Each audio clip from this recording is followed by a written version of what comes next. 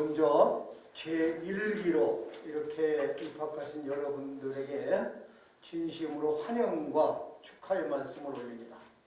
특히 오늘 바쁘신 일정에도 정용욱 박사님께서 강사를 나서주신 점에 대해서 먼저 감사의 인사를 드립니다. 여러분들께서 이렇게 오셨는데 독립군 후예들을 뵙는 심정으로 저희들은 늘 여러분이 보입니다. 아시다시피 해방정국이라고 하는 것이 이미 미국과 소련이 38선을 가운데로 해서 칼로 두부자듯이 딱 갈라서 남쪽은 미국이 먹고 북쪽은 소련이 먹는다. 이렇게 다 정해졌던 거 아니겠습니까? 이미 모스크바 3상 회의라거나 미소 정상회담이라거나 여러 절차를 통해서 자기네들이 2차 대전이 끝나면 우리가 같은 편이었으니까 미국과 소련이 같은 편이었으니까 차지하면 이놈의 이 나라를 반으로 갈라서 먹자 이렇게 됐잖아요. 먹는데 남쪽은 이승만이를 앞세워서 먹고 북쪽은 김일성이 소련군 출신이니까 먹고 이렇게 정했는데 이렇게 거대한 뒷심들이 갈라먹기로 했는데 그거 안 된다고 나선 대표적인 분이 몽양 여운형 선생입니다. 그리고 이 같은 분단을 반대하고 미소의 그런 거대한 이 공작을 반대했던 분들이 계셨죠. 그리고 그분들은 대부분 양 정부가 수립되기 전에 암살당하거나 척살당하거나 어떤 식으로든지 도태가 됐습니다. 우리는 이 자리에 모여서 다시 역사의 동아줄을 붙잡아야 된다. 이런 생각으로 모였다고 저는 생각을 합니다.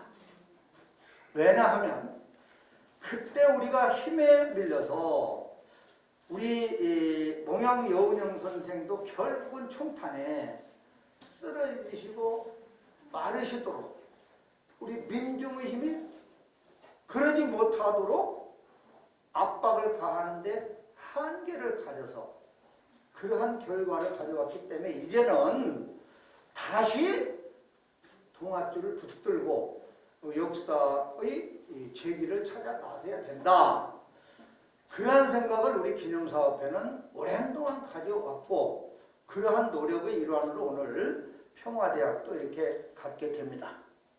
우리 정영국 박사님에 의해서 좋은 말씀이 계시겠으나 우리 기념사업회는 처음부터 끝까지 독립운동가이셨고 혁명가이셨고 언론인이셨고 함경도에서 제주도까지를 관할할 수 있는 유일한 조직을 갖고 계셨던 그러한 해방정국에서 대표적인 지도자이셨던 몽양 사상을 어떻게 계승해서 다시 이 나라를 제자리로 세워서 자주 독립의 국가를 만들어 가볼까? 이러한 고민 속에서 평화대학을 시작합니다. 여러분 건강하시고 늘 몽양 깃발과 함께 자신있고 당당하게 살아가는 몽양 평화대학 출신 여러분들이 되시기를 진심으로 빕니다. 여러분 축하드립니다. 오늘 첫 번째 강좌로는 이 정용욱 교수님을 모시고 해방 공간을 다시 본다. 자지 독립의 길, 분단 냉전의 길 이러한 제목으로 오늘 첫 번째 강좌를 열고자 합니다. 오늘 강좌를 맡아주실 정용욱 교수님은 서울대학교 국사학과 그리고 동대학원에서 박사학위를 받으셨습니다. 그리고 한국정신문화연구원, 현재는 한국학중앙연구원이죠. 교수를 거쳐서 현재 서울대학교 국사학과 교수로 재직하고 계십니다. 그리고 교수님께서는 사료의 학대를 통한 역사서술 주체의 확장, 그리고 획일화된 역사 해석보다는 다양한 역사 해석을 통해서 역사를 연구하는 데 관심이 말하셨습니다. 그리고 사회적 소통의 수단이자 에고 다큐멘트인 편지와 같은 자료를 활용해서 8.15 이후에 3년 동안 해방과 미 점령의 역사에 대해서 관심을 두고 연구를 집중해 오셨습니다.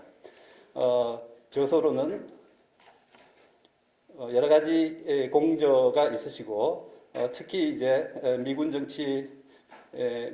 자료연구, 존 하지와 미군 점령 통치 3년, 그리고 해방전후사 사료연구, 그리고 최근에 이 저술하신 편지로 읽는 해방과 점령, 이러한 직접 저술을 하셨습니다. 그 외에도 여러 가지 연구 논문을 통해서 해방 전후에 한국사를 새롭게 해석하고 우리 민족적 관점에서 해석하는 데 많은 노력을 해오셨고, 그 과정 속에서 특히 여운형 선생의 삶이나 업적, 의미 이런 것들을 재조명하는 데 많은 노력을 하셨습니다. 그래서 오늘 강의가 첫 번째 강의를 여는 데서 가장 적합한 이 강사님이라 생각하고 저희들이 모셨습니다. 자, 그러면은 정영욱 교수님을 모시도록 하겠습니다.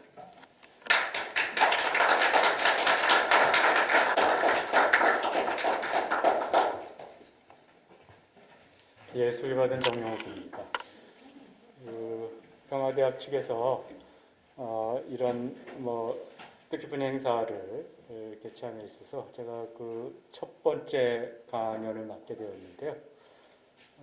주최 측에서 저런 어마무시한 제목을 주셔서 이 논제를 어떻게 소화를 해야 되나 고민을 하다가 그냥 해방정국에서 몽양이 걸었던 길을 쭉 한번 되짚어 보는 게 오히려 더 이 주제를 얘기하기에 더 좋지 않을까 하는데 생각이 미쳤습니다.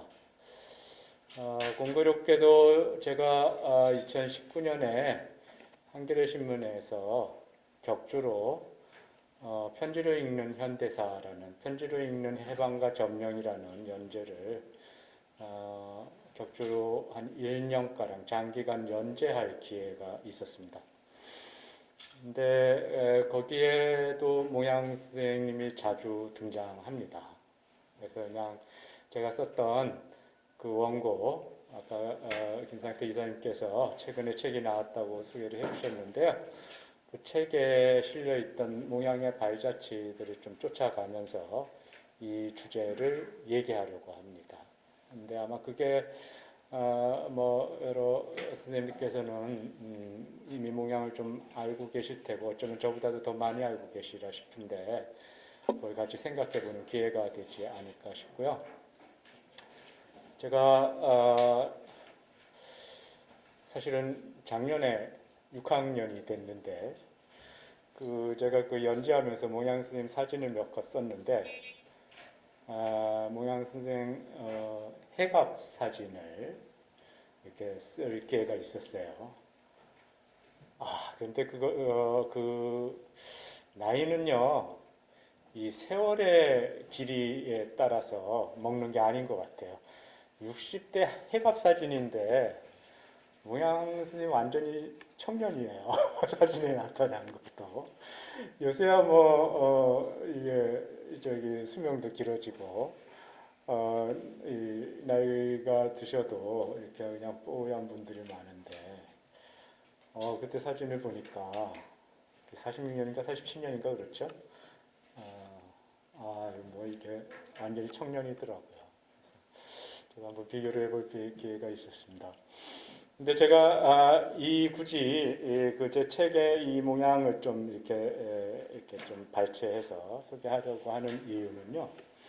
제 책은 사실은 저는 박사학위 논문을 그 미국의 대한 정책을 가지고 해방 전후에 대한 정책을 가지고 썼었는데요. 자료를 보면 볼수록 외교 문서들은 거짓말을 너무 많이 합니다.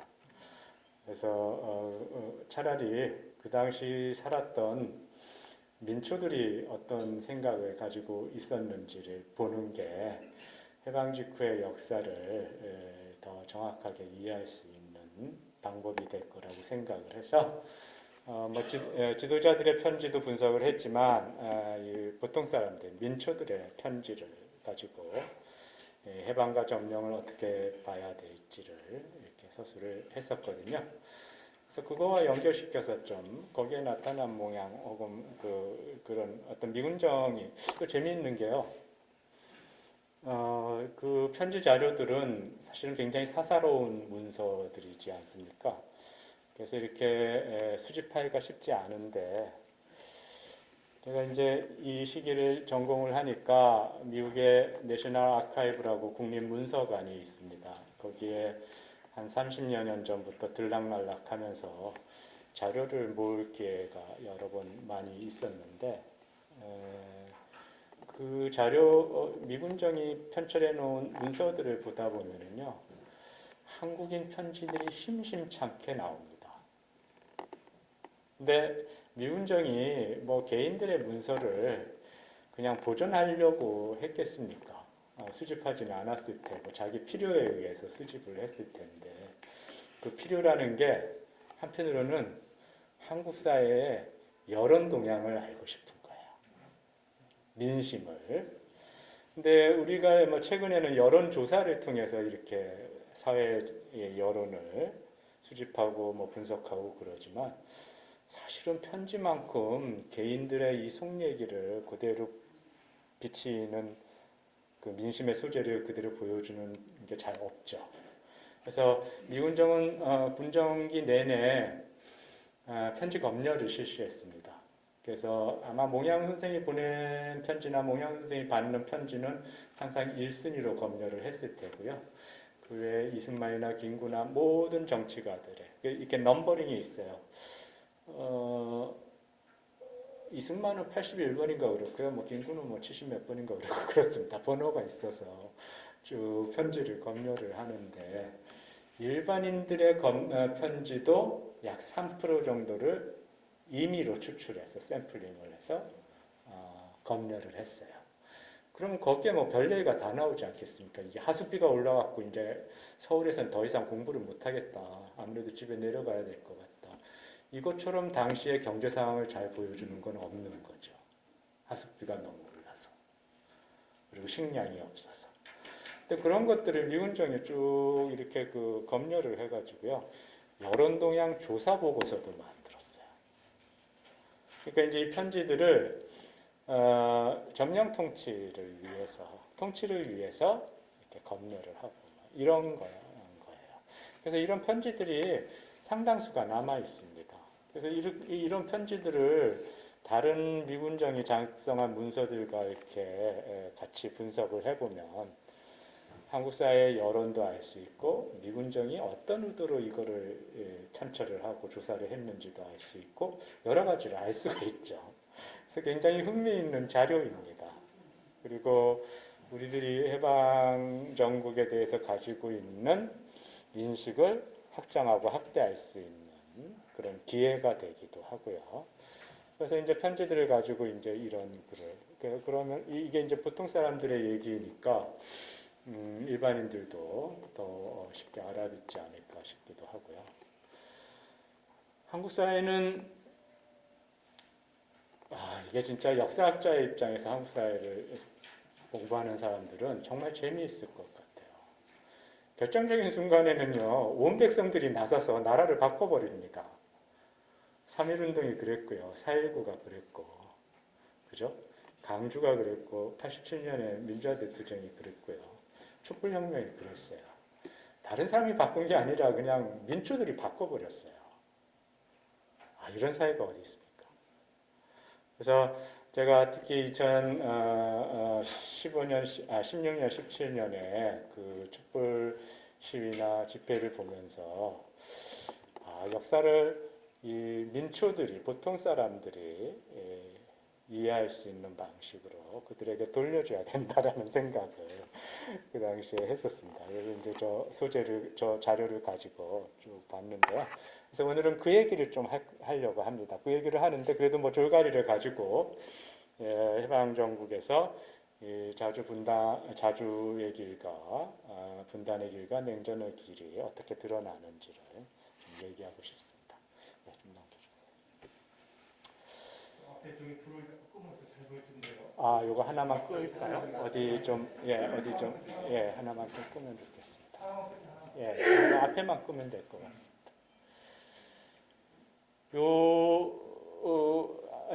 이게 강의안이 여러분들에게는 배포가 안 된 것 같은데 그냥 이걸 보면서 하도록 하죠. 이게 2008년판 고등학교 국사 교과서에 해방 직후를 소개하는 문장입니다.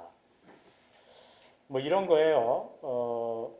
해방 직후에 자주 독립국가 건설에 절호의 호기를 맞았으나 외세의 간섭과 그리고 우리 내부의 대립으로 인하여 결국 자주독립 통일국가를 수립하지 못했다. 이게 이제 고등학교 국사교과서에서 단원개관으로 제시되는 이렇게 이 시기를 한마디로 한 단락으로 요약한 내용입니다. 뭐 별로 이렇게 이상한 거 없어요. 어쨌든 미소가 들어왔고요. 그래서 대립했고 우리가 이 대립을 극복하지 못하고 분열돼서 결국은 자주독립의 길을 가지 못했다는 것인데요. 2008년 고등학교 국사교과서는 국정교과서로는 마지막입니다. 그런데 제가 굳이 2008년 거를 인용한 것은 우리가 교과서 국정화 때문에 2013, 14, 15년 또 우리 사회가 홍역을 치렀잖아요. 근데 사실은 이 국정교과서 굉장히 잘 썼습니다. 이제 1987년 이후에 한국 사회가 민주화된 다음에 교과서 편찬에 젊은 사람들도 좀 필자로 들어가고요. 교과서를 원래는 한 권이었는데 상하 두 권으로 나누면서 근현대사를 따로 분류해가지고 이전보다는 근현대사 내용이 훨씬 풍부해졌어요. 그래서 어떻게 보면은 최근에 나오는 그 검정 교과서보다도 더 이렇게 좀 풍부합니다. 그런데 그럼에도 불구하고 보다 다양한 목소리를 교과서에 반영해야 된다 그래서 검정 교과서제로 넘어간 거죠. 근데 이제 박근혜 정부가 그거를 도로 국정화로 돌리면서 얼토당토하게 뉴라이트류의 인식을 강요하려고 그러니까 문제가 됐던 거잖아요. 그래서 어쨌든 2008년에 교과서는 어떻게 보면 지금 보면은 꽤 잘 썼습니다. 하나 더 넘겨주시죠. 이거는요, 제임스 슈나벨이라는 사람이 쓴 미 육군 군사편찬소에서 나온 6.25 전쟁사, 한국 전쟁사 첫 번째 건입니다. 이 육군 군사편찬소가 펴낸 한국 전쟁사가 저는 6.25 전쟁이라고 부르는데 6.25 전쟁사가 꽤 여러 권입니다. 한 4권 되는데 그 중에 제일 앞에 부분인데 제일 잘 쓴 책인데요. 거기서는 뭐라 그랬냐면 앞에 우리 교과서랑 별로 다른 거 없어요. 그래서 소련이 남쪽을 하고 싶었고 정복하고 싶었고 그래서 대한민국을 신국했다. 그러니까 여기서 지금 소련의 지원을 받은 북한 정부라고 그랬어요. 소련을 먼저 냈어. 그 다음에 3년에 걸쳐서 14만 2천 명이 죽었다. 그 다음에 이 전쟁을 미군은 확전하지 않기 위해서 제한 전쟁을 했다. 그리고 이제 마지막 부분이 이 해방 직후 부분이 해당되는 건데, 한국 전쟁은 강대국의 대립적인 관계로부터 돌발적으로 일어난 것이기는 했으나 한국 역사에 깊이 뿌리내린 국내적 조건과 한반도의 지정학적 위치로부터 큰 영향을 받았다. 앞에 내용하고 별로 다를 게 없어요. 강대국의 대립적 관계로부터 생겼고, 그런데 국내적 조건이라는 게 국내 좌우 대립이나 그런 거라는 거죠. 그 이전부터 있었더라는 거예요. 별로 다를 게 없어요. 제가 이 두 개 앞에 모두에서 이 두 개의 이거는 이제 그 슈나벨이라는 사람이 쓴 6.25 전쟁사, 한국 전쟁사의 제일 첫 번째 쪽에 딱 자기 책을 개관하면서 나오는 글입니다. 제가 얘기하고 싶은 거는요, 보통 한국의 분단을 냉전으로, 미소 대립으로 인해서 냉전이 왔다. 이런 거예요. 나중에 보겠지만, 근데 지구상에 냉전이라는 용어가 언제 처음 나왔을까요? 냉전이요? 네. 냉전이 유럽에서 처칠 얘기한 거 아닌가요? 후르시초프도 아닙니다. 트루만 독트린 때부터 나온 얘기예요. 근데 트루만 독트린은 언제 나옵니까? 47년 3월 달이에요. 예. 근데 우리는 45년 8월에 해방됐는데. 그러니까 이건 어떻게 보면 사후적이고 결과론적인 역사 인식이에요. 냉전으로 분단이 초래됐다는 거. 그럼 그 이전에 한국 사회는 어떻게 된 건가 하는 거예요. 그게 더 중요합니다. 우리한테는. 한국 사람들한테는. 미소가 물론 아까 우리 장 회장님께서도 말씀하셨지만 뭐 한반도에 왔을 때는 자기 생각이 있고 자기의 국가 이익을 관철하려고 왔겠죠. 그렇지만 초창기만 해도 그렇게 노골적인 대립과 적대적인 태도를 상대방에 대해서 표하지 못하는 것이었어요. 그리고 한국 사회는 한국 사회 나름의 사정이 있어. 우리한테 더 중요한 거는 한국 사회의 사정인 거죠. 그죠? 그래서 오늘 그 얘기를 좀 해볼까 합니다. 넘어가시죠. 네, 넘겨주세요. 예, 이게 이제 자료까지 이렇게 좀 크게 해서 보시면 더 좋을 텐데 그냥 옆에 번역한 것만 보시죠. 이거는 김구가 국내로 귀국하기 전에 한국하기 전에 중국 주둔 미군 사령관 앨버트 웨드마이어 중장한테 보낸 편지입니다. 일종의 서약서예요. 무슨 소리냐면 내가 귀국하는데 임정의 주석으로서가 아니라 개인 자격으로 귀국한다라는 거예요. 왜? 미군이 이 서약서 쓰지 않으면 안 들여보낸다고 그랬기 때문에. 비행기 안 내주겠다고 그랬기 때문에. 보세요. 굉장히 정중하게 썼어요. 나와 최근까지 충칭에 주재했던 대한민국 임시정부 요원들이 항공편으로 입국하는 것과 관련하여 나와 동료들이 공인 자격이 아니라 엄격하게 개인 자격으로 입국이 허락되었다는 것을 충분히 이해하고 그것을 확인한다. 나아가 우리가 입국하여서 집단적으로나 개인적으로나 행정적, 정치적 권력을 행사하는 정부로서 기능하지 않을 것을 선언한다. 우리의 목적은 미 군정이 한국인들을 위해 질서를 수립하는 데 협조하는 것이다. 백범이요. 임정의 주석이에요. 어쨌든 임시정부의 수반이야. 그런데 미군이 너 한국하고 싶으면 임시정부 수반이 아니라 주석이 아니라 개인 자격으로 들어온다는 거 서약서 쓰라고 그런 거예요. 임시정부의 존재를 인정하지 않는 거죠. 그래서 백범도 개인 자격으로. 다른 모든 가관들도 임시정부 가관들도 마찬가지로. 이게 점령이에요. 해방됐다고 그래서 한국 사람들이 지 맘대로 들어올 수 있는 게 아니야. 자기 나라인데. 고국인데. 소련군과 미군이 허락을 해줘야지 들어오는 거예요. 이게 점령이에요.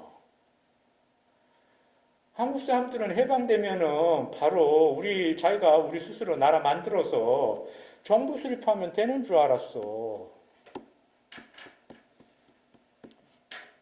근데 이 미군정이 건준도 인정하지 않고 임정도 인정하지 않아. 한국인들의 자발적 노력을 인정하지 않아. 그게 점령입니다. 암만 우리가 좋은 계획을 갖고 있고 그렇다 하더라도 미군정이 오케이 해야 되고 소련군이 오케이 해야 돼요. 이게 점령인 거죠. 그래서 보통 45년을 해방으로 얘기하는데 해방 이후에 대한민국 정부 수립기까지를 해방 정국으로 불러야 될지 해방 공간으로 불러야 될지 점령기로 불러야 될지 미군정기로 불러야 될지 우리가 용어를 어떻게 쓰는가에 따라서 그 관점은 대단히 달라요. 일본에서는요, 맥카터 사령부가 존재하는 기간은 역사적으로 그냥 점령기라고 불러요. 그게 형식 논리적으로는 더 맞는 거죠. 우리도. 그죠? 다음 편지 한번 보죠. 이거는요, 변무련이라는 초등학생이 메가더 장군한테 보낸 편지예요. 글씨가 뭐 삐뚤빼뚤하고 딱 봐도 초등학교 1학년 아니면 2학년 글씨야. 그런데 내용은 원수 사마니 오네가이시마스로 시작해. 그러면서 부탁합니다로 시작하는데 하루라도 빨리 우리가 조선에 돌아가고 싶고 돌아갈 때 우리가 가진 것을 모두 좀 가지고 가게 해달라. 왜냐하면 그 당시에 일본에서 한국으로 돌아오는 기한동포나 조선에서 일본으로 돌아가는 인양되는 대비기라는 표현을 썼어요. 인양되는 일본인이나 똑같이 다 현금 1000엔 이상을 지참하지 못하게 했어요. 왜냐하면 이제 금융국을 통제를 하는 거죠. 그러니까 이 조선인 동포는 일본에 와서 일본에 어떻게 끌려왔는지는 몰라요. 이 편지만으로는. 자기네들이 오고 싶어서 왔는지 징용을 온 건지 노동자로 온 건지 정신대로 온 건지 모르죠. 근데 어쨌든 자기네들이 갖고 있는 재산을 모두 갖고 가서 한국에 가서 정착해야 돼. 더구나 우리는 해방된 국민인데 인민인데. 근데 1000원밖에 못 갖고 가게 하는 거예요. 메가더 사령부에서.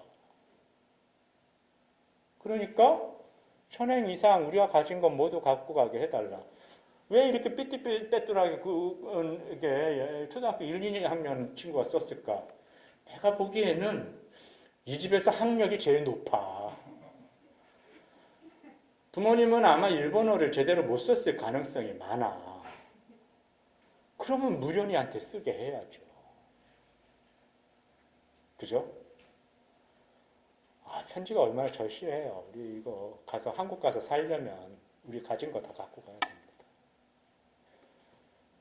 점령이란 그런 거예요. 저는 지금 여러분한테 2개의 편지를 했는데 하나는 임시정부 주서 지도자의 편지고 하나는 그야말로 민초의 편지예요.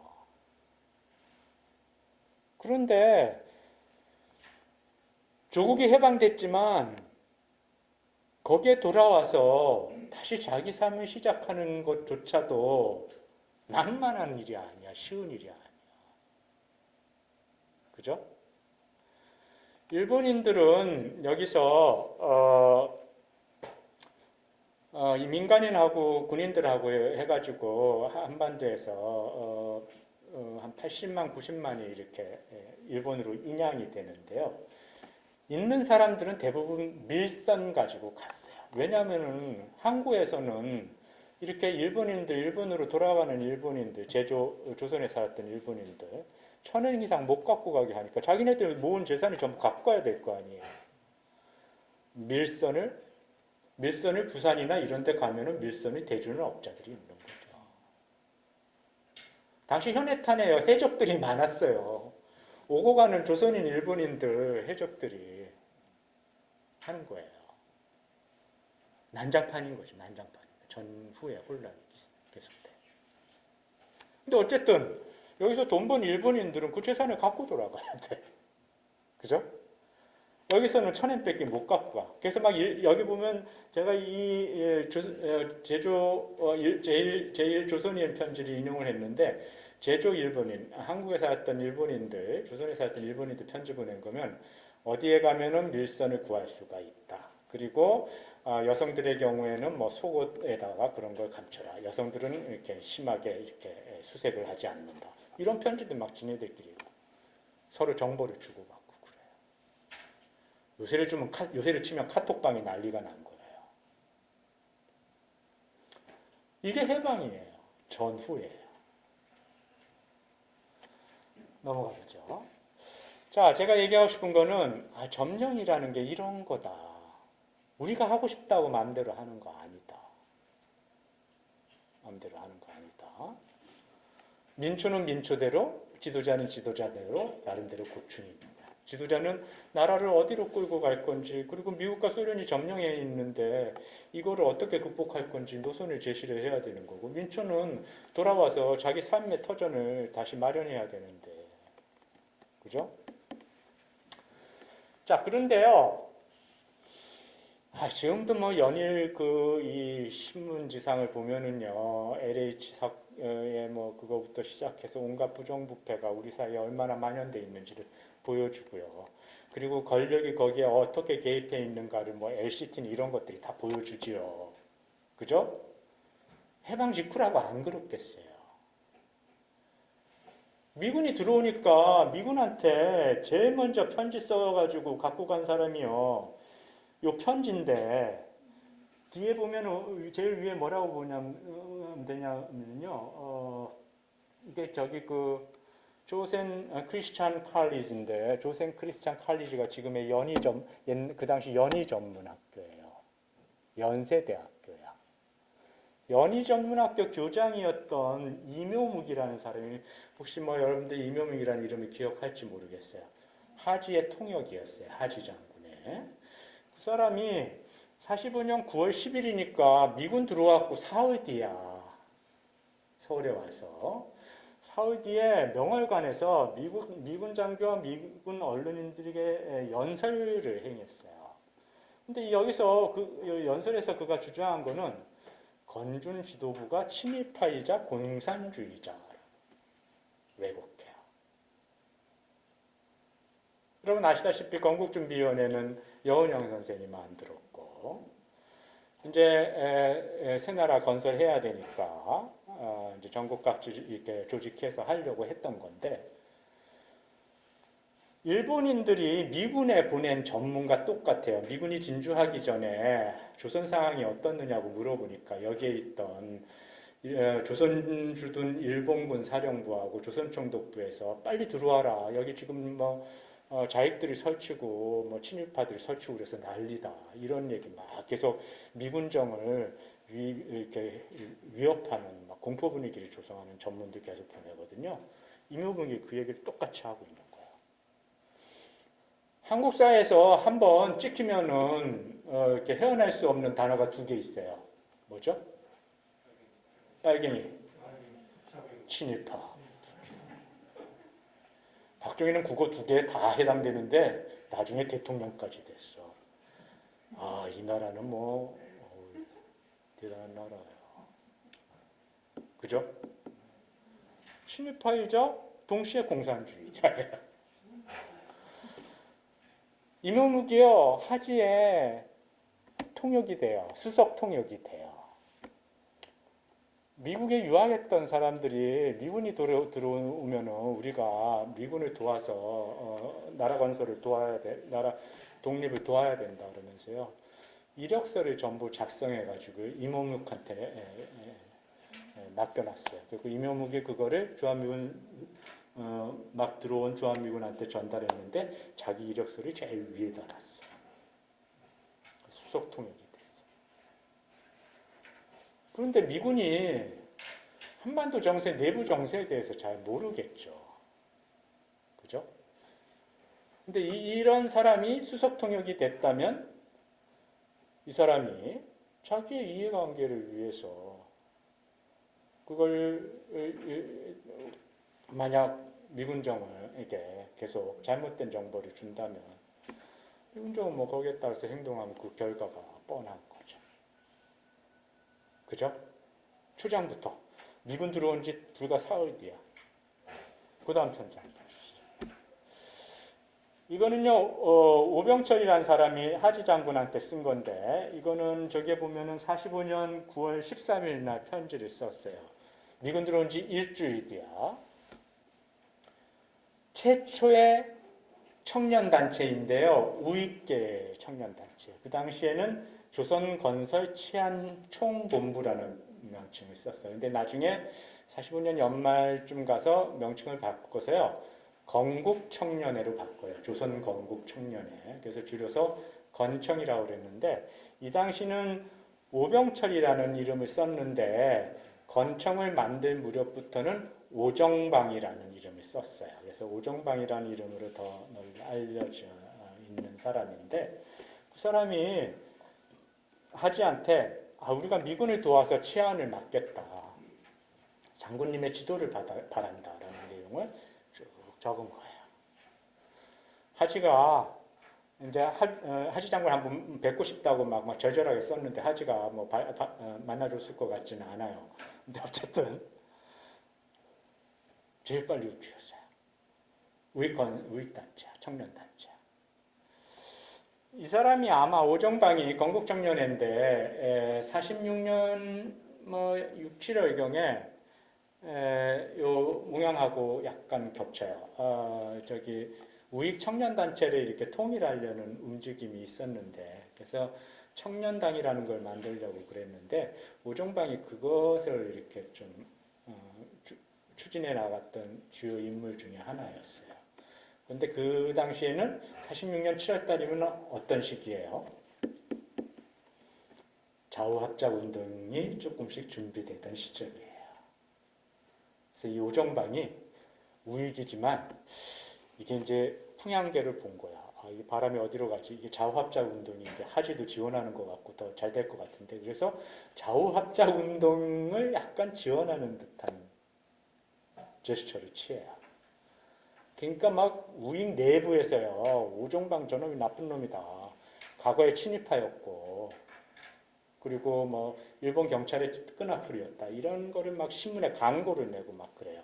근데 하지가 한 번은 기자회견하면서 오정방 그런 사람 아니다. 내가 조선중앙일보 일제 때 사장할 때 그 사람이 해령지국장하고 그랬는데 나도 좀 도와주고 그런 적이 있다. 뭐 이런 얘기를 몽양 선생이 하더라고요. 어느 게 오정방의 정체인지 저는 모르겠어요. 왔다 갔다 했을 수도 있고요. 이렇게 풍향에 따라서 바뀌었을 수도 있고요. 뭐 그런데 하여튼 그 당시는 아마 몽양이 그런 언급을 한 걸 보니까 좌우합작 운동에 호감을 가지고 그쪽으로 약간 움직였던 것 같아요. 하여튼 뭐 이런 사람이에요. 이게요 해방주께 제일 먼저 움직인 사람들이에요. 건준도 움직였지만 건준도 하지 장군의 그 인천 앞바다에 하지 장군의 기함 캐톡딘 호에 여운홍 선생님 동생 여운홍 씨하고 몇 사람 백상규하고 올라가잖아요. 올라가서 이제 그 편지를 전달을 하는데 근데 어쨌든 조직적으로 제일 먼저 움직이는 사람 이런 사람이고요. 이명욱은 하지의 수석 통역이었을 뿐만 아니라 한민당의 중요한 멤버이기도 하죠. 이런 일들이 벌어지는 거죠. 좌우합작으로 넘어가겠습니다. 좌우합작은요, 우사 선생과 몽양 선생의 결단에 의해서 좌우합작이 추진되어 있긴 하지만 처음에는 두 분 다 우사 선생도 그렇고 몽양 선생도 그렇고 좀 반신반의했던 것 같아요. 미군정의 정보 문서들을 보면 미군정도 좌우합작을 지원하는 듯한 태도를 취하는데 이게 뭐 이승만이나 김구가 따라올지 뭐 박헌영은 따라올지 아직 뭐 확실하지 않을 때이기도 하고 그렇죠. 그런데요 두 분이 몽양과 우사가 좌우합작으로 나서게 된 거는 그 두 분의 결단도 있지만 당시 한국 사회 여론을 한번 보자고요. 46년 5월 10일과 11일이라면은 미소공동위원회 1차 미소공동위원회가 5월 8일 날 결렬돼요. 그리고 이틀 뒤에 여론조사를 실시한 거예요. 그래서 거기에 미군정은 한국 사회의 여론에 대해서 꽤나 민감하게 반응해요. 그래서 여론조사를 굉장히 자주 합니다. 근데 거기 보니까 요새처럼 뭐 휴대전화 해가지고 물어보는 게 아니라 ASS가 아니라 그 당시는 그런 거가 뭐 기술적으로 불가능할 때죠. 지나가는 사람들, 거리에 지나가는 사람들 상대로 하는 거예요. 근데 보니까요. 1차 미소공의 결렬에 대해서 어디가 더 책임이 있냐 그랬더니 소련의 책임이 있다고 그런 사람들이 훨씬 더 많아요. 70%고. 반면에 미소공의 결렬이 향후 한국에 어떤 영향을 미칠까 하고 물었더니 52% 정도가 정치인들이 반성해야 된다. 정치인들이 통일되지 않고 분열되어 있기 때문에 미소공이 결렬된 거다. 그래서 정치인들을 반성하게 만들 것이고 좌우 정당을 통합하게 만들 것이라고 응답했어요. 거꾸로 읽으면 일반인들은 대중들은 좌우 정당의 통합을 바라는 거예요. 그죠? 그러면 해야죠. 우사 선생하고 몽양 선생은 좌우 통합으로 갈 수밖에 없어요. 나라와 민족을 위해서는. 그리고 식민지기에도 그것이 두 분이 걸었던 길이니까 어떻게 하든지 민족 통합해가지고 통일전선해서 하려고 했으니까. 그죠? 그리고 이 당시만 해도 남과 북에 미국과 소련에 의해 단독 정부가 들어설 것이다 라고 응답한 비율은 불과 15%였어요. 그러니까 10% 조금 넘는 사람들이 단독 정부, 이 시기에는 단독 정부가 들어올 것이라고 조선인들은 생각하지 않은 거예요. 46년 5월에는. 그죠? 네, 다음 사진 보십시오. 이거는 여운형 선생이 돌아가신 다음에요.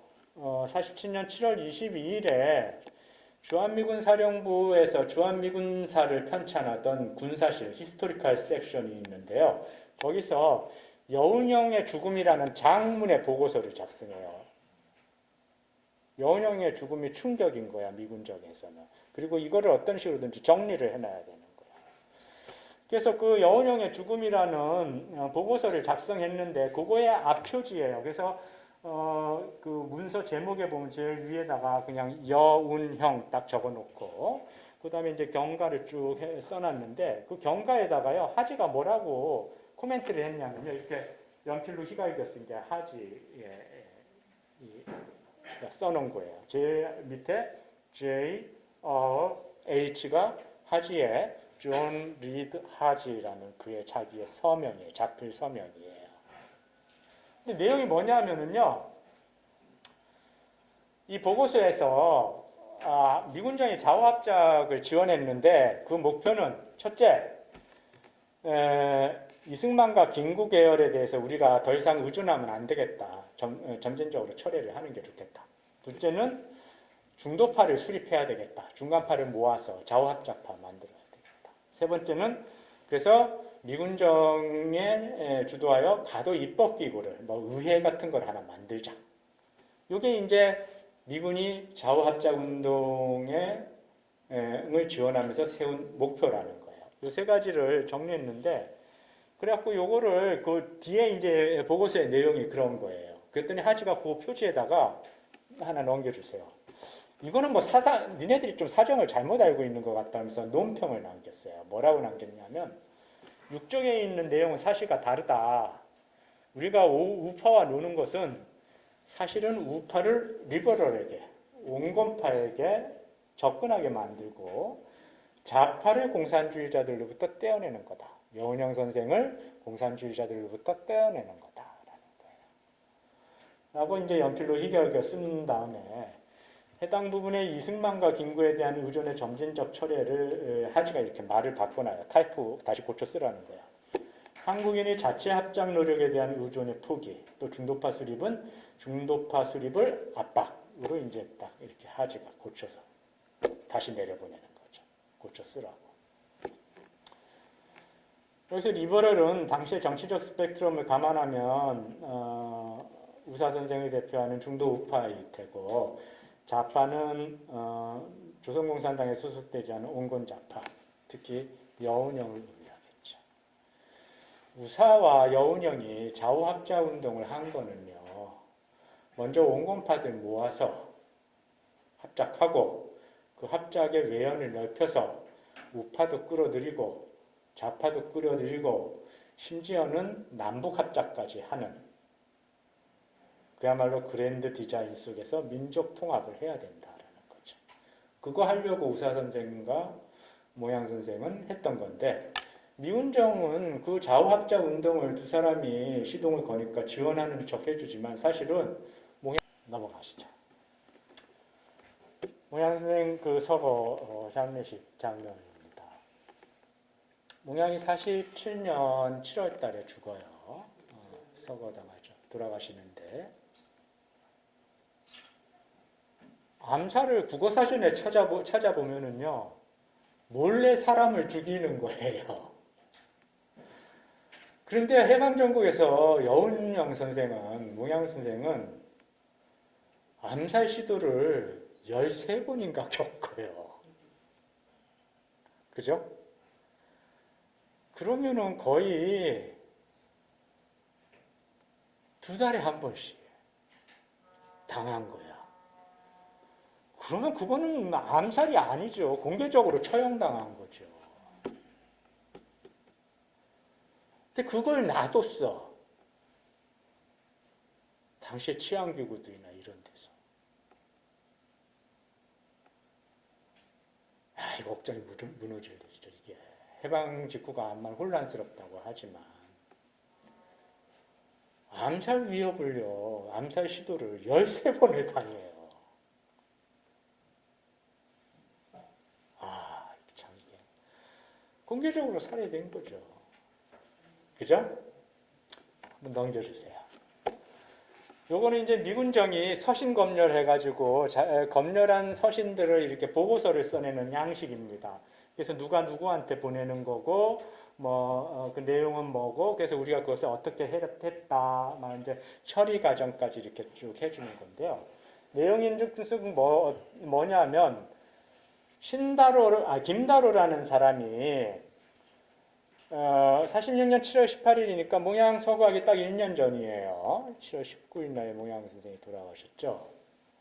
그날 대동신문 사장 이종영이라는 사람한테 이 편지를 보내서 우리는 당신과 이승만 박사를 섬기는 청년들입니다. 최근 여운형과 김구식의 행위를 증오하던 차야. 왜? 이 당시에 좌우합작운동 본격적으로 하고 있었거든. 그게 이승만한테는 최대의 정치적 위협인 거예요. 그래서 증오하던 차에 여운형으로부터 그의 잘못을 인정하는 서약서를 받아냈고 그것을 여기에 동봉한다. 기아의 신문에 이 사죄 서약서를 실어주기 바란다. 우리는 며칠 내에 김규식도 찾아가서 똑같은 서약서를 받아내겠다. 야, 이게요. 공개적인 신문에 이걸 실어달라고 그러는 거예요. 법도 질서도 없어요. 공개적인 신문에 이걸 실어달라고 그러는 거예요. 법도 질서도 없어요. 구구지 이종영이라는 사람은 유명한 사람이죠. 구구지로 사장한테. 그래서 그 편지를 이종영한테 가는 편지니까 미군정이 당연히 검열했겠지. 그래서 보니까 내용이 이거 신문에 공개되면 안 되는 내용이야. 그죠? 미군정이 치안과 통치를 담당하고 있는데.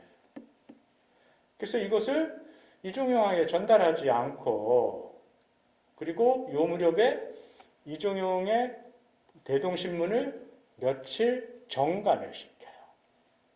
근데 그 정간을 시킨 이유는 요 당시에 자익계 신문이라고 알려진 해방일보하고 몇몇 신문을 정간을 시켜버리거든요.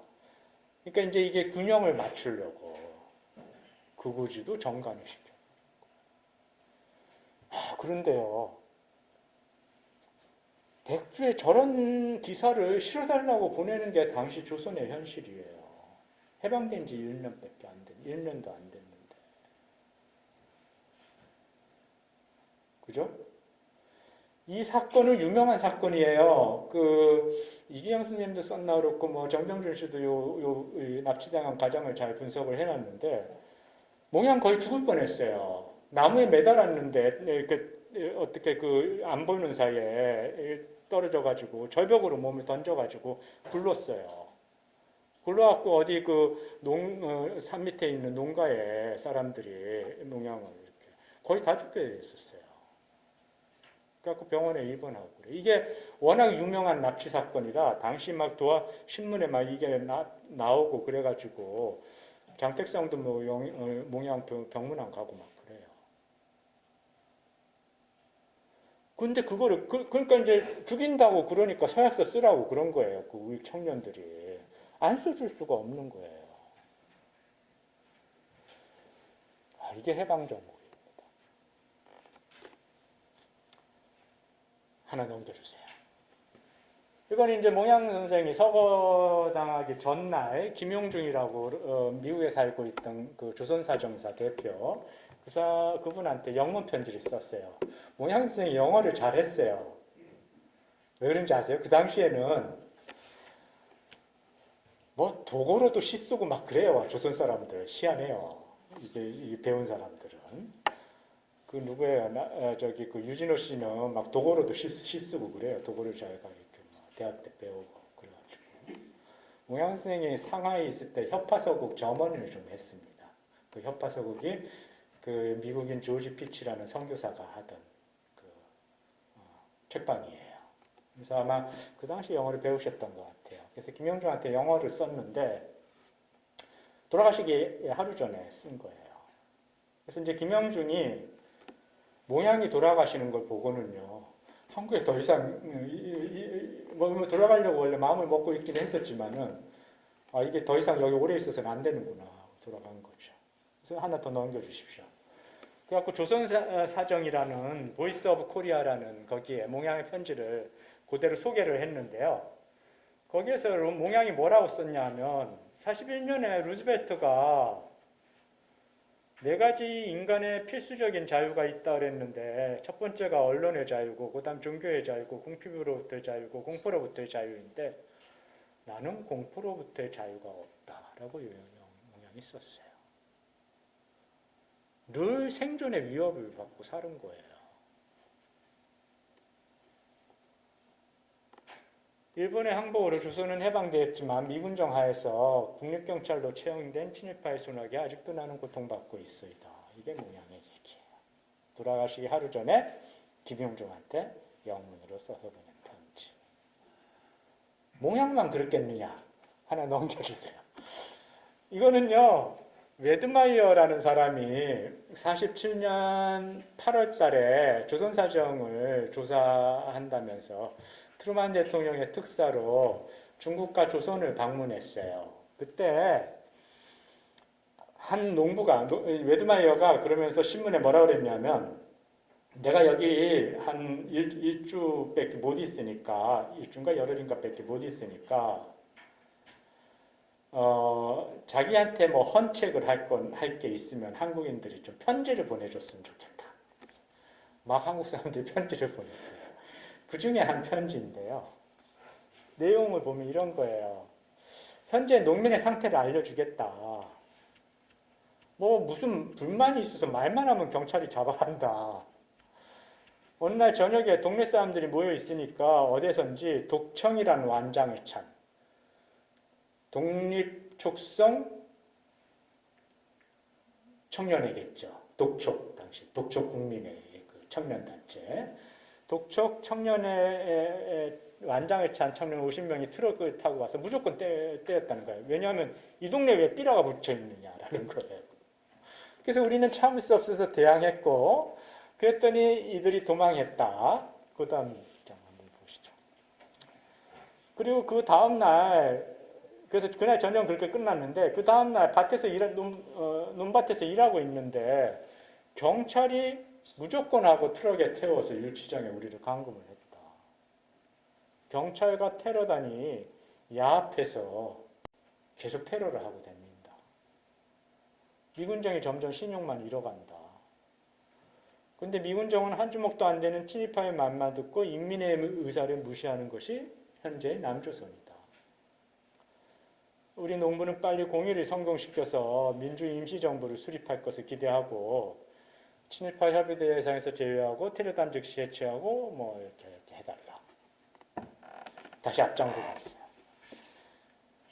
이 편지는요, 그냥 그 화살표를 이렇게 위로 하면 돼요. 예. 이 편지는요, 뭐 이렇게 단아한 글씨예요. 농부라 그러지만 좀 글 좀 쓸 줄 아는 분이야. 그런데요, 이게 당시 47년 여름에 남한의 현실이에요. 테러는 여운형만 당하는 게 아니야. 그래서요, 왜 여러분 왜 그 조정래 선생의 태백산맥 보면은 주인공이 몇 명 있잖아요. 염상진이 있고 염상구가 있는데 염상구가 우익 청년단체 하면 테러하고 돌아다니죠. 근데 어떻게 해요? 밤에 잠은 꼭 읍내 와서 자요. 왜? 아직 시골로 가면은 안심할 수 없는 거예요. 읍내 돌아와서 자기 이 사람들이 있는 데서 자야 되는 거예요. 이게 1947년에 조선의 농촌이에요. 여기도 그런 거야. 저녁에 와서 해코지 한번 하고 도망갔다가 그 다음날 낮에 다시 오는 거예요. 넘어가죠. 다시 하나 더 넘어가시면 아까 제가 얘기했었죠. 냉전이라는 말이 47년부터 존재해요. 그래서 그 46년, 47년에 냉전이란 말이 이렇게 널리 쓰이기 전에 조선사회는 저랬던 거예요. 냉전은 그 이후에 미소 대립을 가지고 조선사회에 일어났던 일들을 사후적으로 다시 재구성한 결과 아니겠느냐라는 거예요.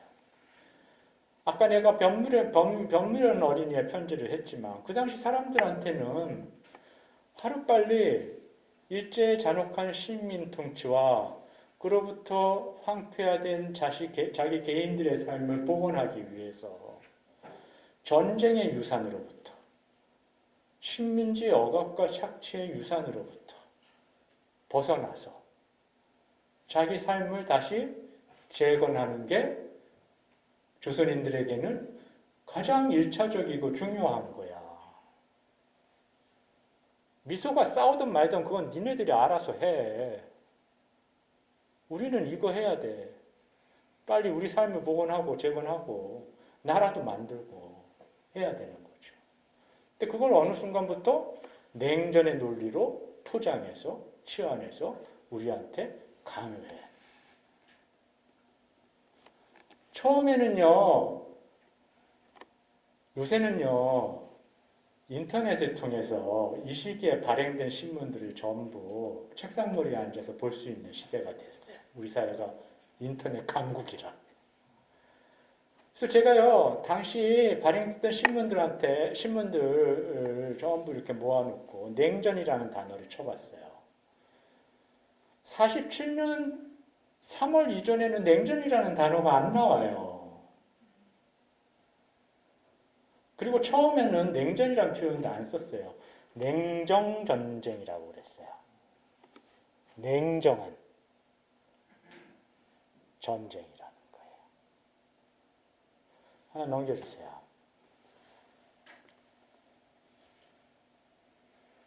한국사의 경우 신문에서 냉전이라는 용어가 처음 등장한 건 48년이고요. 그 이전만 해도 냉정전쟁이라는 표현을 썼고요. 주로 냉전이라는 표현을 쓸 때 그것이 의미하는 바는 유럽에서 미소간 또는 미국, 영국, 프랑스 등 서방 강대국 때 소련의 대치 내지는 소련에 대한 미국의 강경 정책을 드러낼 때 냉전이라는 표현을 써요. 미국이 소련에 대해서 강경한 정책을 펼 때 냉전이라는 표현을 써요. 한 장 더 넘겨주세요. 48년 이전에는요, 국내에서는 냉정전쟁으로 써요. 그래서 그게 최초로 등장하는 거는 트루만 독트린 때. 트루만 독트린이 3월 15일, 우리 시간으로 3월 15일인가? 우리 시간으로 3월 15일, 미국 시간으로 3월 14일 날 트루만이 연설하면서 이제 그거를 나중에 트루만 독트린이라고 그러는데요. 그 트루만 독트린의 내용은 우리가 이제 마샬안을 만들어갖고 유럽에 원조를 해주겠다라는 거예요. 전후 폐허가 된 유럽에. 그런데 그 당시에 미국 언론들이 한결같이 이거는 소련에 대해서 이전에 이 소련과의 타협 내지는 소련과의 이렇게 그 연합 정책을 포기하고 소련에 대해서 전쟁까지도 상정한 소련에 대한 강경 정책을 펴겠다라는 표현이다. 라고 미국 신문들이 그 트루만 독트린을 분석하고요. 그게 한국 신문에 또 그대로 나와요. 이렇게. 하나 더 넘겨주세요. 하나 더 넘겨주세요. 같은 뭐 전북 기자. 그럼 이제 48년 이후에 냉정전쟁이라는 게 나오는 겁니다. 47년 3월 15일과 16일 날 외신으로 트루만 독트린이 소개되는데요. 당시 우익 성향으로 분류되는 국내 신문들이 모두 와, 트루만이 드디어 소련에 대해서 냉정하게 전쟁을 생각하기 시작했다라고 얘기하고요. 그게 이제 미국 신문에서도 그런 기사가 그대로 뜨거든요. 그런데요, 더 재밌는 거는 하나 더 넘겨주세요. 이승만의 반응이에요. 예. 근데 이승만이 뭐라 그러냐면요. 당시 이승만이 47년 3월 달에 워싱턴 DC에 있었는데요. 이승만이 트루만 연설에 대해서 강경화하여가는 미 정책을 환영하는 바이다. 남조선 단독 정부를 즉시 수립한다는 것은 정부 수립이 공산주의 투쟁의 방책인 거예요. 최선 방책인 동시에 남북 통일을 하는 데 있어서도 최선의 조치라고 생각한다. 라고 얘기해요. 한민당 선전부장 함상훈 역시 이 소식을 접한 뒤 기자회견에서 남조선만이라도 자치정부가 수립되어 조선 문제를 유엔에 호소하여 남북통일의 주동체가 되기를 바란다. 이런 취지로 발언했어요. 전쟁을 해서라도. 넘겨주세요. 김성수하고 장덕수가요. 47년 5월 달에 미소공이 재개를 준비할 때요. 미군정이. 미군정을 방문해가지고요. 당시 정보부장이 존 웨컬링이라는 사람인데 뭐라 그러냐면요. 트루만 대통령 발표를 보고 미국의 정책에 크게 만족했다. 이제는 밤에 잠을 잘 수 있을 것 같다. 라고 표현했죠. 네, 넘겨주세요. 이승만이요. 트루만 닥터린에 대한 논평에서 단정 수립이 반공 투쟁의 최선 방식. 단정 수립이요.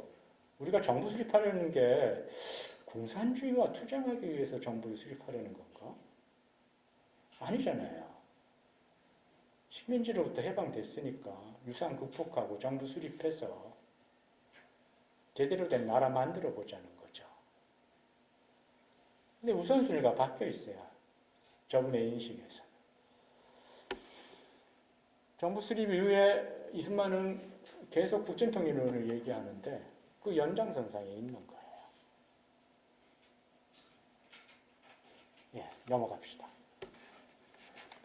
47년 6월 달에 여론협회가 여론조사를 했어요. 지나가는 사람들 1,100명을 대상으로. 근데 세 가지 설문을 가지고 여론조사를 벌였는데요. 이제 2차 미소공의가 재개돼서 개회 중일 때요. 공의 성과를 어떻게 보느냐. 절대 성공할 거다. 740명. 약간의 wishful thinking을 다 희망적 사고를 담고 있죠. 성공해야 된다는 거죠. 의문시된다 18%, 기권 14%.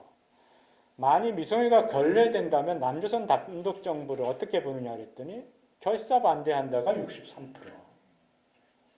46년에는 아까 15%만 단독 정부가 될 거라고 그랬잖아요. 조금 늘어났어요.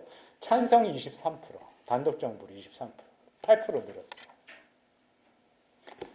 기권이 14%고요. 정권 형태를 어떤 정권 형태를 해야 될 것이냐 그랬더니 인민위원회가 54%고요. 자유민주 정권이 19%고요. 진보적인 민주 정권이 7%예요.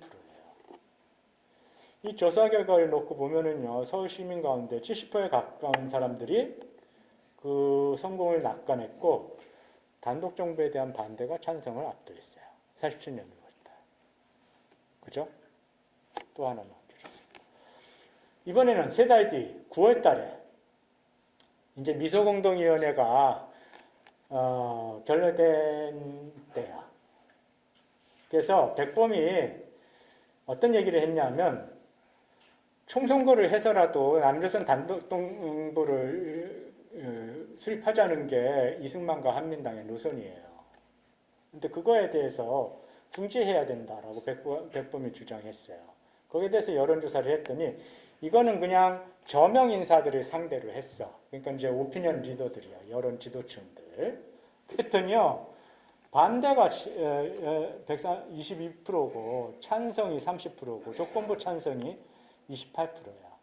그러니까 찬성, 조건부 찬성을 합하면 58%야. 김구 얘기대로 남조선 단독 정부하면 안 된다라는 게 약 60%인 거예요. 그죠? 그 다음에 하나 더 넘겨주세요. 한 달 뒤에 또 여론조사를 했어요. 소련군이 미소 양군 동시철퇴를 주장을 했어. 유엔은 이거를 미국은 이거를 유엔에 갖고 가는 거야, 한국 문제를. 그랬더니 유엔에서 조선 문제가 성공하겠냐고 했더니 성공한다는 게 17%, 성공하지 못한다는 게 83%고 미소 양군의 동시철퇴한 다음에 한국인들끼리 결정하자 57%고 반대가 43%예요. 아까로 치면은 김구에게 지지했던 사람은 미소 양군 동시철퇴로 가자. 그리고 한국인들끼리 하자.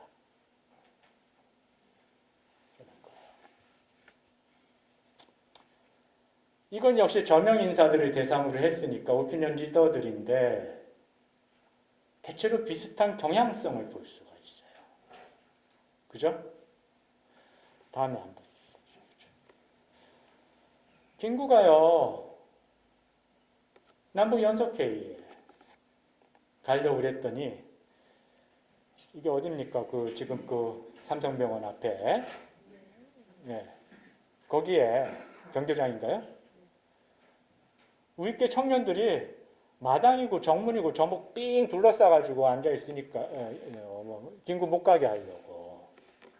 그러니까 김구가요 진짜 손수건 한 장 챙기지 못하고 담 넘어서 갔어요.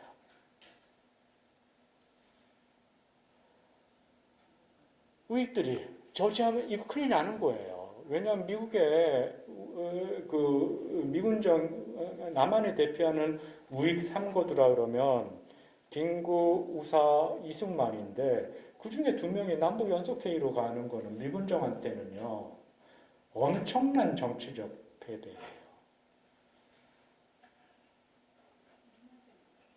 그리고 구구 세력들한테도 이거는 막아야 되는 거죠. 그래서 전부 둘러싸고 못 가게 했는데 청년들이 읍소를 하고 난리를 쳤는데 김구가 강한 거죠.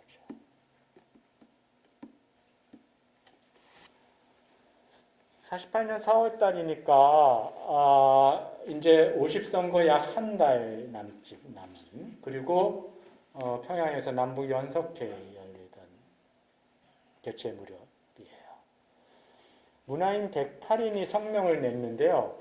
이 성명은 여러분 기회가 있으면 한번 인터넷에 쳐서 있으면 한번 보세요. 왜냐하면 해방공관에서 나온 성명서 중에 가장 명문이에요.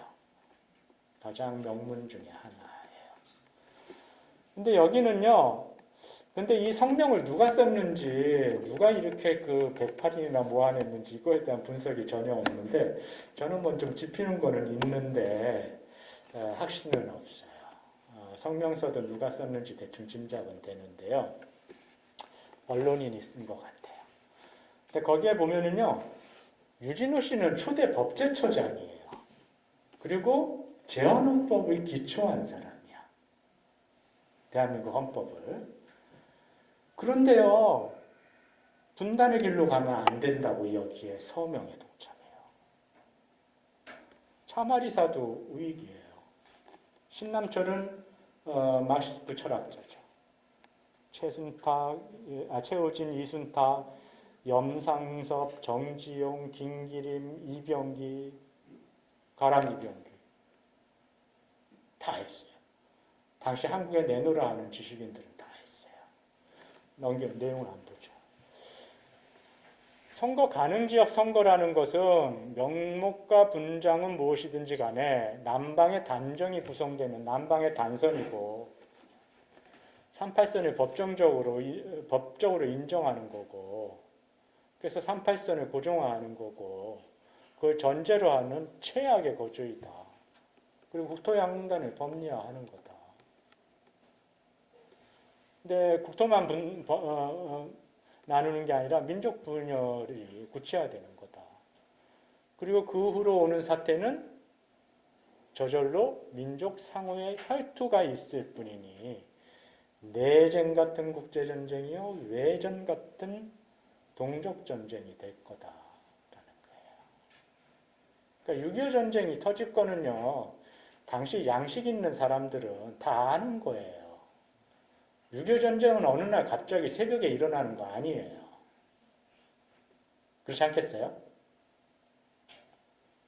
여러분들이 그 시대에 살았으면 이거 다 전쟁으로 가는구나. 그것만은 막아야지 하고 나섰을 거라는 거예요. 자, 다음 장 한번 보시죠. 김구와 이승만은 미군 정기에 상당 기간 공통으로 반탁 노선을 견지했어요. 그렇지만 냉전이 도래하자 김구는 이거 안 되는 거죠. 이승만은 전쟁을 해서라도 공산주의 물리쳐야 된다고 그런 반면에 김구는 자기 일신의 안위를 두려워하지 않고 그것만은 막아야 된다고 나간 거예요. 여기서 결정적으로 갈리는 거죠. 김구의 위대성은 거기에 있는 거죠. 김구가 뭐라고 그랬냐면요. 한국인이 단선의 길로 돌진한다면 이는 어두운 밤에 나비가 불꽃을 향하여 돌진하여 자멸하는 것과 같은 거동이 됐고 말 것이다. 그래서 온 민족이 다시 한번 분공합작하자. 이게 48년 8.15 축사예요. 김구의. 예, 넘겨주세요. 오기영이라는 사람, 당시의 언론인입니다. 식민지 시대부터 활동하던 언론인인데요. 이분은 그냥 뭐 양심적인 언론인이에요. 기레기 아니에요. 기독교도예요. 크리스찬인데요. 누구죠? 안창호 선생의 그 임종을 이분이 지켜줬다고 그랬죠. 경성대 의대병원에서. 근데 그분이 미국의 세계 원조가 사실은 공산주의에 대한 냉정전쟁의 동맹군을 가르는 거다. 근데 원조가 한국에 들어온다고 좋아하고 있는데 원조가 돌아와서 누구 손에 가고 누구 손에 가는가 따져봐야 되는 거다. 이런 얘기 하는 거예요, 지금. 그래서 냉전에 휩쓸려 들어간 냉전의 가장 큰 피해자는 강대국들이 아니라 냉전에 휩쓸려 들어간 약소국가들이 가장 큰 희생자가 된다. 근데 왜 우리가 거기에 같이 춤을 추고 있느냐, 들어가려고 그러느냐. 그래서 한국인이 내세울 것은 오직 하나, 민족 자결의 원칙이다. 이분도 결국 이승만 정권, 이게 워낙 그 필봉이 날카로워 예리했기 때문에요. 버티지 못하고 49년에 월북해요.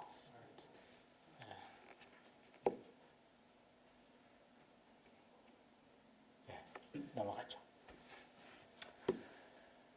자, 제가 지금 47년까지는 몽양, 그 다음에는 김구, 오기영 혹은 이승만, 한상훈 이런 여러 사람들 통해서 그 이후에 냉전 전쟁 도래에 의해 어떻게 돌아가는지를 쭉 편지글이나 이런 걸 가지고 여론조사나 이런 걸 가지고 말씀드렸는데요. 그 미국의 국립문서관에는 북한군으로부터 노획한 노예 문서가 한 6천 박스 정도 있어요. 아카이브 박스로. 미군은 전쟁을 할 줄 아는 군대예요. 평양에도 제일 먼저 평양에 진주한 군대는요, 일반 전술 부대가 아니에요. CIC. 여러분 나이 드신 어르신들은 CIC가 어떤 부대인지 알 거예요. 방첩대를 제일 먼저 들여보내세요, 미군이. 북한 정부의 문서들을 전부 노획을 했어요. 그래서 그 문서들이 6천여 개 있는데 한 2천여 개는 북한 지역과 북한군으로부터 노획한 거고 한 4천 개는 평양에 있던 평양주재 러시아 대사관, 도서관에 있는 책, LP판 다 들고 나왔어요. 그게 한 4천 박스 돼요. 그래서 이게 이제 현대사 연구의 보고예요. 왜냐하면 45년, 50년 사이에 북한 사회를 보여줄 뿐만 아니라 남한에 관한 문건들도 많고요. 왜냐하면 남로당, 북로당이 왔다 갔다 하는 이런 문건들도 있고 이러니까. 근데 많은 숫자가 병사들 수첩, 일기장 뭐 이런 것들이 많아요. 편지들. 제가 오늘 이게 그 중에 하나 병사 수첩의 일기를 발굴을 했어요. 50년 7월 25일이니까 전쟁이 일어난 지 딱 한 달 뒤야. 그날 이 청년은 입대했어. 그리고 7월 25일 날 일기에다가 뭐라고 적었냐면요. 한번 읽어볼게요. 과거로 하여금 조국 통일과 미 제국주의자들을 물리치기 위한 조선의 아들로 태어난 나의 젊은 심중이야말로 이루 말할 수 없는 정도였었다. 나의 잊지 못할 승주동물을 사정에 의하여 이별한 후 어쩔 줄을 몰라 갈팡질팡 하다가 조선의 아들, 딸들은 조국과 민족이 부르고 있는 이때 나로 하여금 분에 견디지 못하여 부모한테 어쩌고저쩌고 하고 입대, 그러니까 의용군으로 입대한 거예요, 인민군에. 그 다음 장 한번 보여주세요. 그 다음 장에 또 뭐라고 썼냐면요. 높은 고지에서 적의 포사격과 비행기의 기총사격을 받으며 너희 안부를 이 책에다 적고 있다. 그리하여 나와 너와는 언제 또 다시 만나서 이야기나 전화했는지 모르겠구나. 부디 몸조심하기를 바람. 또 한포 사격과 항공의 사격이 시작되었구나. 이 젊은이는 왜 군대 갔어요? 공산혁명을 완수하기 위해서? 예? 왜 군대 갔습니까? 어르신들 좀 알 줄 알았는데 대학생들하고 비슷하네. 답이 없어. 다시 앞으로 가주세요. 연애 실패하고 군대 간 거예요. 여러분들 연애 안 해보셨어요? 승주동물을 사정에 의하여 이별한 어쩔 줄을 몰라 있다가 인민군이 치고 내려왔는데 인민군이 승승장구한대. 아이 얘라 군대나 가버리죠.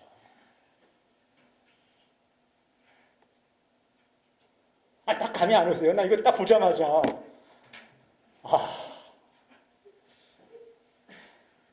그렇다고 죽으러 가요? 왜 도망가야 돼?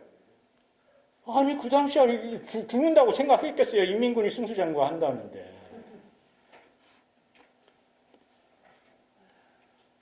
연애 실패하고 간 거예요. 그 다음 장을 보세요. 고지에 올라 있는데 비행기도 막 그 폭격을 하고 포격도 막 하고 있는데 자기 애인 걱정만 하고 있는 거야 지금. 그 부모 걱정 편지도 글도 있어요? 별로 없어요. 아이고 또 저러신다. 그 다음 것도 한번 보여주세요. 이거는요. 저 위에 페이지를 보면 이게 이제 수첩을 내가 이렇게 열어서 친 건데요. 위아래로. 위에 페이지 보면 이제 이 수첩의 주인의 그 소속가 자기 이름이 나와요. 강신현이라고 나오고요. 밑에는 이제 뭐 자기가 이제 뭐 전달해야 될 내용, 뭐 지시받은 내용 막 적어놨어요. 뭡니까 이 위아래에?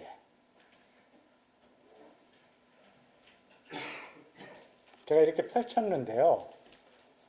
총알이 간통한 거예요. 그래갖고 그 자리에 피가 이렇게 쫙 번져 있는 거예요. 그러면 이 시첩의 소유자는 최소한 부상, 어쩌면 사망, 전사. 제가 이 수첩을 딱 펼치는 순간요, 딱 머리에 떠오르는 생각은요, 제발 살아나 있었으면. 제발 살아나 있었으면.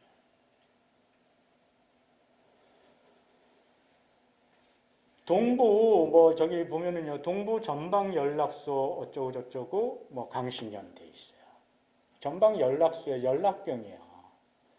당시 인민군은요, 연락병은 소년병들을 썼어요. 상대적으로 전선에는 안 올려보내고 뒤에서 연락병이나 하라는 거예요. 그러면 중3 아니면 고1이야.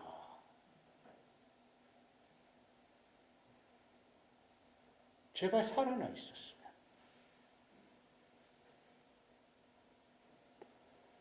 전쟁은요, 혁명투사와 반공전사가 싸우는 전쟁 아니에요. 농민의 아들들이 국가에 의해서 동원되어 나가서요, 서로 총칼을 맞댄 거죠. 6.25 전쟁은요, 공산투사와 혁명투사와 반공전사가 싸운 거 아니에요. 물론 그 중에 공산투사도 있고 반공전사도 있겠지요. 얼마나 되겠어요? 전쟁 끝나면 집에 돌아가서요, 농사 져서 차례 지내야 되는 거예요. 세 곡씩 나오면 조상들 제상에 차려야 되는 거예요.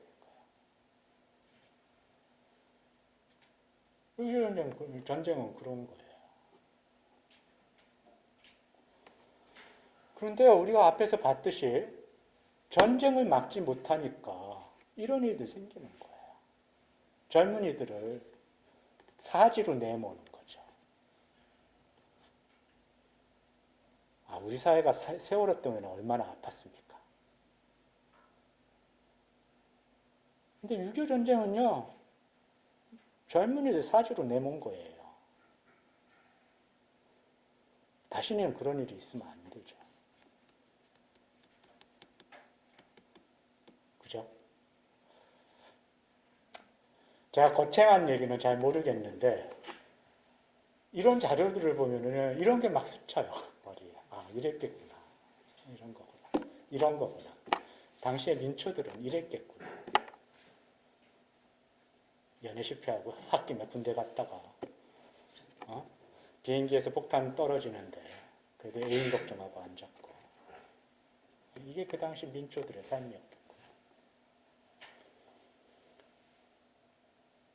이제 우리가 그렇게 살면 안 되는 거죠.